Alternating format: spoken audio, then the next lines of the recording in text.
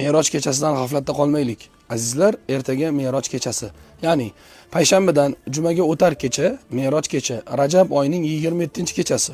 Payg'ambar sollallohu alayhi vasallam Sidratul Muntahoga ko'tarilgan, 5 mahal namoz farz qilingan, Baqara surasining oxirgi 2 oyati berilgan, ummatning gunohlari mag'firat qilingan kecha.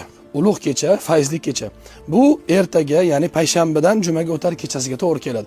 Xossatan ma'lum bir ibodat yo'q. Mamnun harakat namoz o'qish kerak degan narsa yo'q. Rahoib namozi umuman unaqa namoz yo'q. Nafl namozlar, zikrlar, Qur'on tilovati, Qur'on eshitish, kitob o'qish, qo'yinki ibodat bilan o'tkazsak bo'ldi. Yana Adham Sharqoviyni Payg'ambar izdan degan kitobi juda ham zo'r kitob, yaxshi kitob.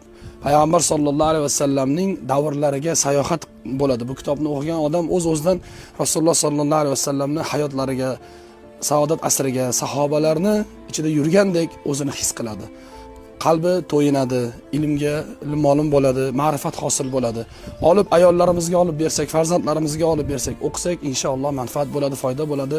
Rajab oyini va bu kecha, Me'roj kechasini Alloh hammamizga muborak qilsin.